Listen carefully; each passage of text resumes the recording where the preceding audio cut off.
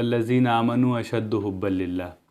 मैं जब भी ये आयत पढ़ता हूँ मुझे सुकरात की याद आ जाती है, अंबिया अलैहिस्सलातु वस्सलाम के साथ। सुकरात बहुत ही असाधारण शख्सियत थी। साधारण शिक्षा और सदाचार और पुरानी रूढ़ियों पर प्रहार करना ये उसकी आदत थी। उसका कहना था कि सच्चा ज्ञान संभव है अगर प्रयत्न किया जाए। अब सुकरात का कहना यह था कि ईश्वर अगर है तो वो एक ही है, और उसने इतने स्ट्रांग प्रूफ रखे थे इस बात के कि ग्रीस की सभ्यता को उसके इन प्रमाणों को काटना लगभग असंभव हो गया था। और ग्रीस की सभ्यता अंदर से पूरी तरह से तहस नहस हो चुकी थी, हिल चुकी थी सुकरात के फैक्ट्स के आगे। किसी में भी इतनी हिम्मत नहीं थी कि वो इस बात को काट सके कि ईश्वर एक से ज़्यादा है।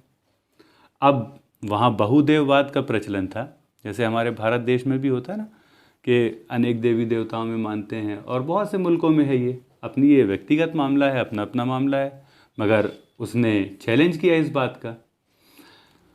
अंजाम ये होता है कि उसको देव निंदा और ईश निंदा जिसे हम कहते हैं, ब्लास्फेमी के तहत उसको मृत्यु दंड की सज़ा दी गई। अच्छा, एक बात और थी कि उस वक्त जुडिशरी काउंसिल और लेजिस्लेटिव काउंसिल में एक ही मेंबर होते थे। मतलब जो मेंबर यहाँ न्यायपालिका में होते हैं वही मेंबर वहाँ कार्यपालिका में होते थे। तो संसद ने अगर एक बार फैसला कर दिया कि आपको मृत्युदंड मिलेगा, तो फिर वही लोग जाते थे न्यायपालिका में। अगर आपने रिव्यू पिटीशन लगाई है, रिव्यू पिटीशन लगाई गई थी, तो वही लोग आए न्यायपालिका में और उन्होंने फिर दोबारा फैसला दे दिया कि इसको मरना तो पड़ेगा। लेकिन इस बार थोड़ा वोट कम हो गए थे। एक और बड़ी रोचक बात मैं आप लोगों को बताता हूँ कि सुकरात को भाग जाने का भी ऑफ़र मिला था। उसका शिष्य हम जानते हैं प्लेटू, उसने कहा कि जिस दिन सज़ा होने वाली थी उसने कहा कि चलिए भाग चलते हैं। जेल उसने तोड़ दी थी, वहाँ तक सुकरात तक वो पहुँच गया और कहा कि मुल्क से भी बाहर निकालने का आपको इंतज़ाम कर लिया है। मगर सुकरात ने देखिए क्या जवाब दिया कि आपके प्रस्ताव का मैं आदर करता हूँ, मैं यहाँ से भाग जाऊँ। जीवन और प्राण के प्रति अपनी जान के लिए मोह किसको नहीं होता है? भला कौन चाहेगा कि वो मर जाए? किसको अपना जीवन प्यारा नहीं है?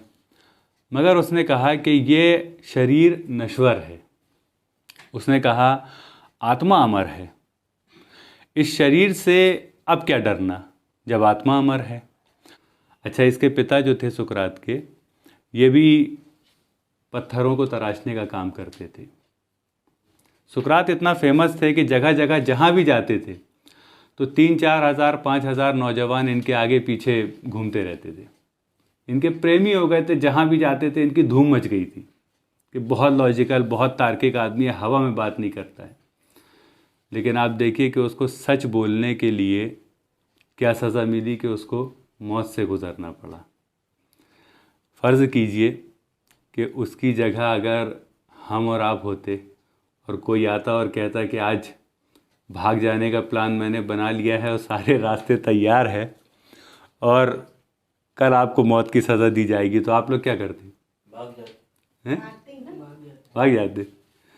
बस इसीलिए आप सुकरात नहीं हैं।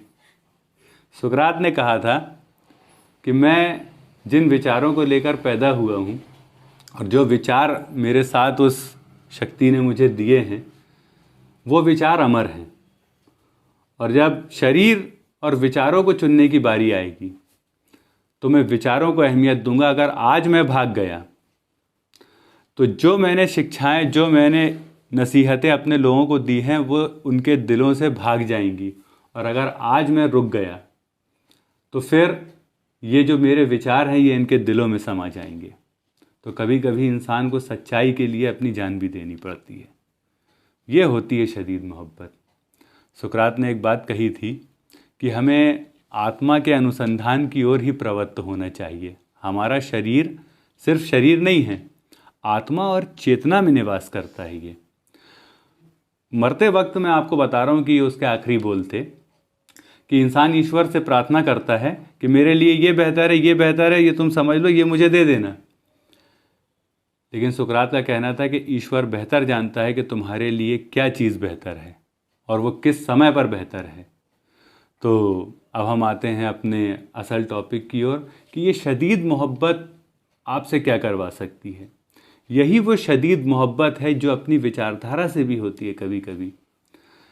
और यही शदीद मोहब्बत मैं आपको बताऊं कि वजह है इस दुनिया से एक बहुत बड़ी बुराई को मिटाने की। एक मिनट में मैं बता रहा हूँ, एक झटके में अगर इस इंसान को ये बात समझ में आ जाए, एक्सट्रीम लव, शदीद मोहब्बत, तो फिर इस दुनिया से पाप को जड़ से ख़त्म किया जा सकता है। तो मैं अब आपको बताऊं कैसे ख़त्म किया जा सकता है। चलिए इसको समझते हैं। बहुत आसानी से पाप निपटा